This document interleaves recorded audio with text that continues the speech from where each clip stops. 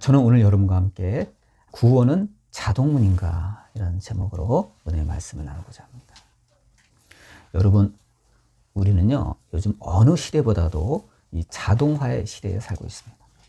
정말 손 하나 까딱하지 않아도 음성으로 전자기기가 움직이고 그런 반응을 하고 또 자율주행 차량이 등장하고 AI 로봇이 등장하는 놀라운 시대를 우리가 살고 있습니다. 이들은 인간이 해야 되는 일들을 지금 대체하고 있죠. 논란도 있지만 정말 놀랍게도 기술적인 그런 낙관주의가 세상에 빠르게 확산되고 있습니다. 그런데 여러분, 이러한 낙관주의는요 이미 오래전부터 우리 신앙생활에도 침투하고 있었습니다. 성도들 가운데 나는 매일 주일이면 교회 가서 예배를 드린다는 이유로, 또 나는 모태 신앙으로 태어났어, 나는 교회에서 봉사하고 있어, 나는 교회의 직분자야 라는 이유로 천국문도 마치 자동문처럼 열린다는 그런 막연한 그런 낙관론이 우리를 지배하고 있는 것입니다. 그런데 예수님 당시에 어떤 사람이 느닷없이 예수님께 한 가지 질문을 던집니다. 그게 뭐죠? 주여, 구원받는 자가 적으니까? 이렇게 물었어요. 구원받는 자가 적냐는 거예요. 이 질문자의 이 말 속에는 두 가지 측면이 있습니다. 하나는 막연한 낙관. 나는 그래도 하나님을 알고 있어. 나는 아브라함의 자손이야. 그래서 나는 구원받은 것에 틀림없어. 나는 이 막연한 이런 낙관론과, 그래도 혹시 내가 저 구원받는 자의 수에 들지 못하면 어떠지? 라는 이러한 불안감이 담겨 있는 질문이었습니다. 여러분, 누가 구원받는가에 대한 논쟁은요 이미 옛날부터 있었어요. 특히 예수님 당시에 유대교는 여러 가지 분파로, 이 파벌로 나눠져 있었거든요. 거기에 있는 유대교 학자들이 끊임없이 누가 진짜 이스라엘인가, 누가 구원받는가라는 것으로 논쟁을 하고 있었습니다. 그런데 이 대다수의 이 유태인들은요, 아브라함의 자손이면 구원받는 것이 당연하지 라는 그러한 낙관론을 갖고 있었습니다. 그렇지만 이 바리새파라는, 여러분 바리새파 많이 들어봤죠? 성경에서 예수님을 막 적대적으로 상대했죠. 이 바리새파를 이끌던 그 랍비라 그러죠. 이 랍비들은 율법을 엄격히 지키지 않는 자는 그가 비록 유태인이라 할지라도 구원받지 못한다라는 것을 가르쳤습니다. 그러니 사람들은요, 내가 저 랍비의 말이 맞으면 어떡하지? 내가 혹시 구원받지 못하는 거 아니야? 라는 이런 불안감이 사람들 사이에 퍼져 있었습니다.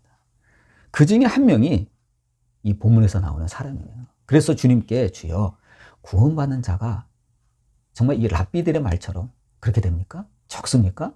라고 질문을 했던 것입니다. 그런데 우리가 본문을 보면 예수님은요, 이 질문자가 대답했던 그 말에 전혀 대답하지 않으셨어요. 그 이유가 뭐죠? 대답하실 수도 있잖아요. 많다든지 적다든지 대답할 수 있잖아요. 대답 안 하셨어요. 그 이유가 뭐죠? 너는 다른 사람이 몇 명이나 구원받든 네가 그게 무슨 상관할 일이냐 이 얘기예요. 적게 받느냐 많게 받느냐 그것이 너랑 무슨 상관이 있냐 이거예요. 중요하지 않다는 거예요, 너에게는. 예수님 보시기에 진짜 중요한 게 뭐죠? 그것은요, 내가 지금 천국문에 들어가고 있느냐, 내가 지금 천국문으로 향하고 있느냐, 그게 더 중요하다 이거예요. 다른 사람은요 상관할 바가 아니라는 주님의 무언의 말씀입니다. 예수님은 이 사람에게 이 구원의 통로를 이 좁은 문으로 표현하시면서 좁은 문으로 들어가기를 힘쓰라 이렇게 말씀하십니다. 여러분, 여기서 좁은 문으로 들어가기를 힘쓰다, 이 힘쓰다라는 이 성경 이 원어의 그 뜻은요, 마치 경기장에서, 올림픽에서 이 운동선수가 우승을 향해 금메달을 따기 위해서 정말 숨을 헉헉거리면서 전력을 다해서 몸부림치면서 이 전력 투구하는 모습을 말씀한 거예요. 그걸 비유한 거예요. 즉 구원의 문에 들어가려고 아주 필사적으로 반응한다는 것입니다. 여러분, 우리는 구원을 받기 위해서 정말 이 예수님의 표현처럼 힘쓰고 있나요? 정말 필사적으로 우리가 반응하고 있나요? 그렇지 않은 것 같아요. 여러분, 예수님께서 힘쓰라고 말씀하신 거는요, 마치 구원이 입장권 티켓을 얻은 것처럼 고정된 것이 아니라는 말씀이에요. 여러분, 구원은요, 우리가 아는 것처럼 자동문이 아닙니다, 절대로. 구원은 뭐예요, 그러니까? 현재 진행형이라는 거예요. 여러분, 잘 들으셔야 돼요. 여러분, 구원은요, 고정된 게 아니에요. 나는 몇 년, 몇 월, 며칠 날 예수님이 영접했으니까. 나는 태어날 때부터 나는 세례 받았으니까. 나는 구원 받았겠지. 천만에요. 만약 그렇다면요, 예수님께서 힘쓰라고 말씀하실 필요가 없는 겁니다. 뭐라고요? 여러분, 구원은요, 현재 진행형이에요. 바꿔 말하면 예수님은요, 우리가 죽을 때까지, 하늘나라 갈 때까지 지켜보시겠다는 거예요. 참 두려운 말씀입니다. 그래서 우리와 예수님과의 관계는요, 실시간적 관계입니다. 실시간적 관계. 예수님, 제가 작년까지 예수님 잘 따라다녔잖아요. 아무 소용없거든요. 지금이 중요하다는 거예요. 지금 주님과 너는 어떠한 관계에 있느냐는 거예요. 그래서 깨어있으라는 거예요. 그래서 힘쓰라는 거예요. 우리가 과거의 신앙적인 열심으로 물론 중요하죠. 그러한 것이 있기 때문에 오늘에 나가 있는 거예요. 그러나 여러분, 과거는 과거입니다. 과거는 과거예요. 과거의 신앙적인 열심으로, 헌신으로 내가 구원받을 수 있다고 누구도 단정할 수가 없습니다. 바로 지금 너와 예수님 관계가 어떤 관계냐, 이거를 주님께서는 지금 묻고 있는 것입니다. 여러분, 영국에 나온 위대한 이 문학가가 있죠. 존 버년이라고. 여러분 아실 거예요. 철로 역정이라고. 정말 이 성경 다음으로 많이 익혔다는 유명한 책이 있습니다. 철로 역정. 여기에 아무것도 모른다는 거지. 무지라는 이름을 가진 청년이 등장합니다. 이 청년이요, 이 천국문을 향해 가는데 이 주인공인 이 크리스찬이 통과했던 이 좁은 문을 통과하지 않고 머리를 굴린 거예요. 뭐하러 좁은 문을 힘들게 통과하냐 이거야. 나는 샛길로 가면 되지? 근데 샛길에 또 천국문에 가는 길이 있었어요. 놀라운 발견이죠. 이 무지라는 청년이 좁은 문으로 들어가지 않고 샛길로 해서 천국문까지 도달하는 데 성공합니다. 그런데 놀라운 반전이 생겨요. 거기서 뭐라 그러죠? 그 청년이 허락됐나요? 거부됐습니다. 나는 너를 모른다 라는 음성과 함께, 선언과 함께 이 무지라는 이름을 가진 청년은요, 지옥에 던져집니다.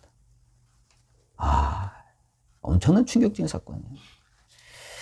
이 청년은요, 말하기를 나는 평생 선하게 살았고 이웃을 도왔으며 금식과 기도를 게을리지 않았기 때문에 나는 천국에 갈 수 있다고 이 청년은 평소에 확신 가운데 있었어요.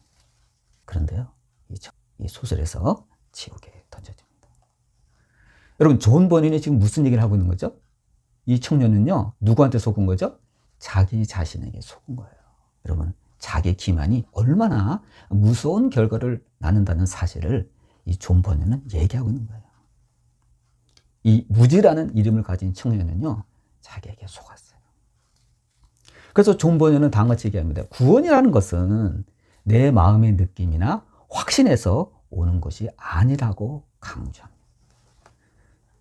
저나 여러분이나 다 구원의 확신이 있죠. 근데 여러분, 그 구원의 확신, 그 느낌이라는 게 매일 똑같은가요? 아니잖아요.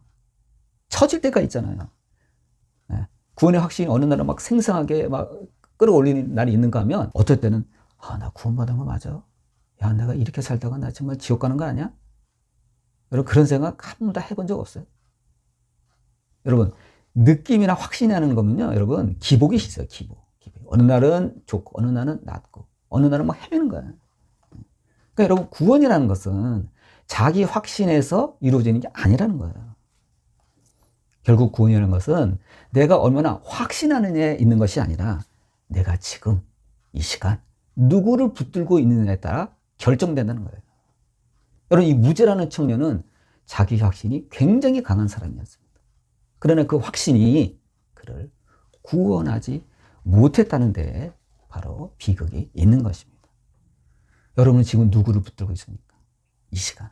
여러분 지금 누구를 의지하고 있습니까? 누구와 지금 관계를 맺고 있습니까? 여러분의 주인이 누굽니까? 여러분 이거를 우리는 아주 심각하게 생각해 봐야 되는 것입니다. 많은 사람들이 주일날 예배당 의자에 앉아 있는 것으로 자기의 신앙적인 그 의무를 다했다고 생각합니다. 여러분, 그런데 그건 위험해요. 여러분, 그것은요, 대단한 아니라며요. 그거는요, 무책임한 낙관론이에요. 만약 우리가 거기에 젖어 산다면 마치 구원의 문 밖에서 그 안을 들여다보는 구경꾼에 불과합니다. 여러분, 구경꾼 되고 싶으세요? 여러분, 예수님이 말씀하신 좁은 문으로 들어가기를 힘쓰라는 이 말씀은요, 삶 가운데 나의 자아를 부인해야 통과할 수 있습니다. 주님을 우리가 믿는다고 하지만 날마다 내 자신만을 고집하며 주장하며 사는 사람들은요, 결단코 이 좁은 문을 통과할 수가 없습니다. 이게 현실이에요.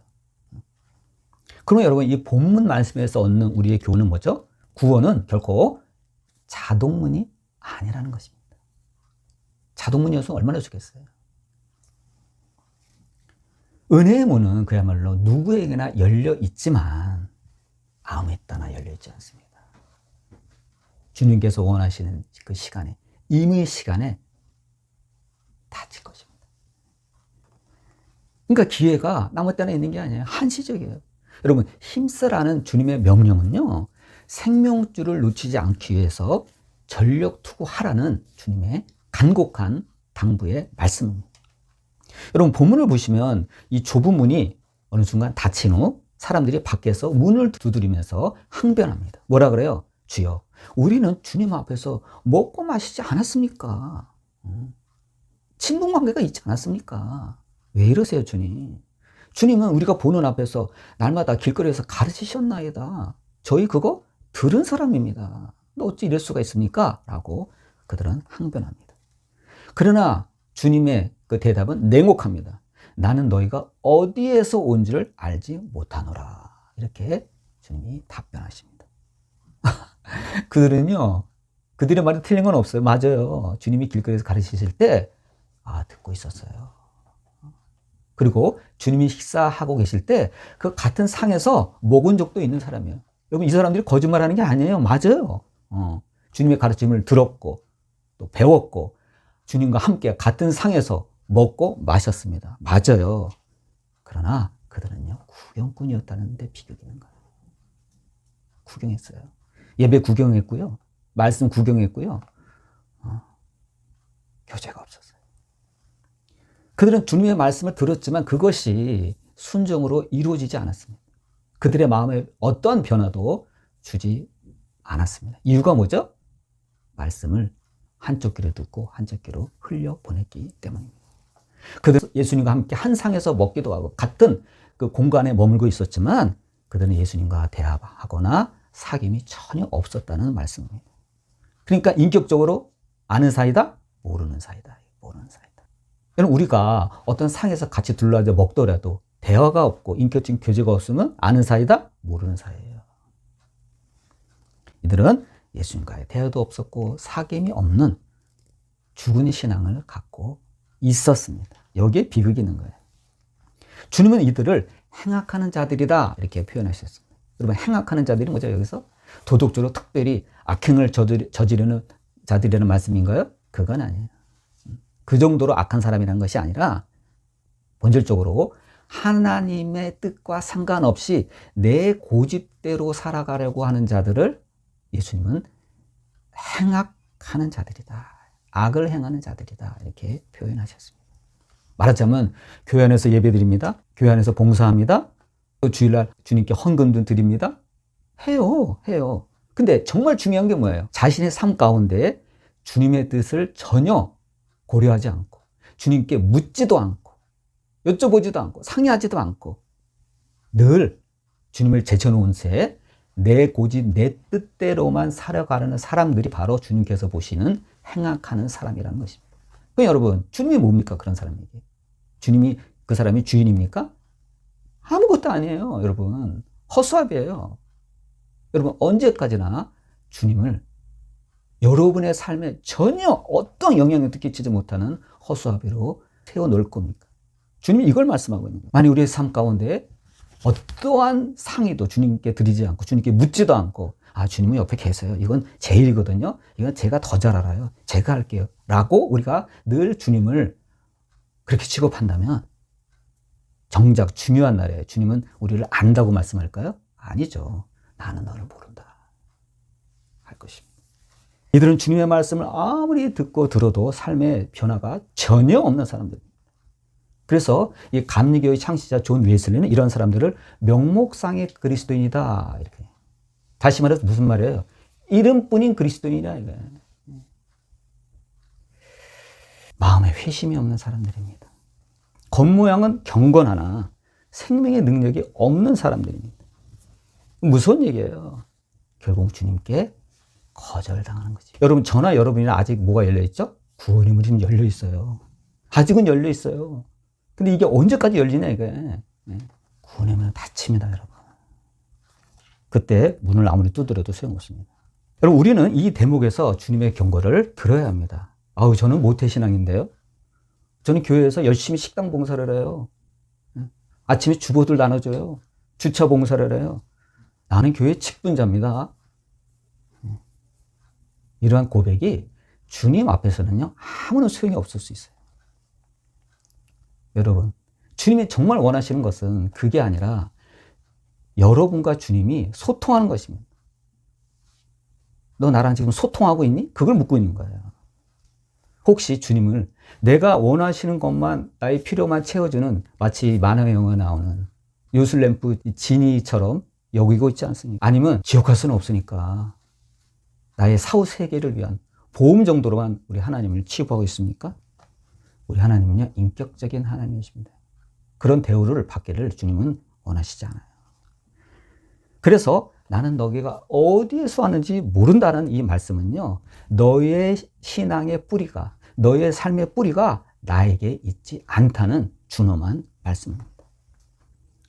여러분, 저와 여러분은요, 착각하면 안 됩니다. 저는 이 말씀을 준비하면서 굉장히 두려움을 느꼈어요. 나도 아니라고 너무 아니랬구나. 여러분과 저는요, 교회 생활에 익숙하다고 주님과 친밀하다고 생각하면 안 됩니다. 이건 철저한 오해예요. 내가 교회 생활한 지가 얼마인데, 내가 직분 받은 지가 얼마인데, 내가 신앙생활 한 지가 얼마인데, 여러분, 그거랑 주님과 친밀하다는 건 전혀 다른 얘기예요. 친밀하다고 착각하지 마세요. 우리는 종교적 활동이 많을수록 마치 우리 자신이 주님과 굉장히 가까워졌다고, 밀접하다고 착각하기 쉽습니다. 우리가 여러분, 아무리 종교 활동을 해도요, 주님이 나 너 모르는데 하면요, 끝이에요. 끝장이에요. 그래서 오늘 이 시간 주님께서 우리에게 원하시는 것이 무엇인가를 우리는 알아야 됩니다. 그건 뭐예요? 주님은요, 우리가 주님을 삶의 주인으로 모시고 살아가는 것입니다. 허수아비로 만들지 말고 주인으로 모시고, 그리고 나의 삶을 주님께 말씀드리고 삶을 나누는 것입니다. 대화하는 것입니다. 상의하는 것입니다. 엿듣는 것입니다. 주님의 뜻을 나의 삶에 반영하는 것입니다. 내 고집, 내 뜻만 주장하지 말고, 그럴 때 주님은요, 우리를 비로소 내가 너를 안다. 너는 나와 동행했지. 너는 너의 삶을 나하고 나눴지. 누구처럼? 에녹처럼 되는 것입니다. 이 말씀을 여러분 명심하시기 바랍니다. 예수님은요, 주님과 이 겉도는 자들에게 충격적인 말씀을 본문에서 선포하십니다.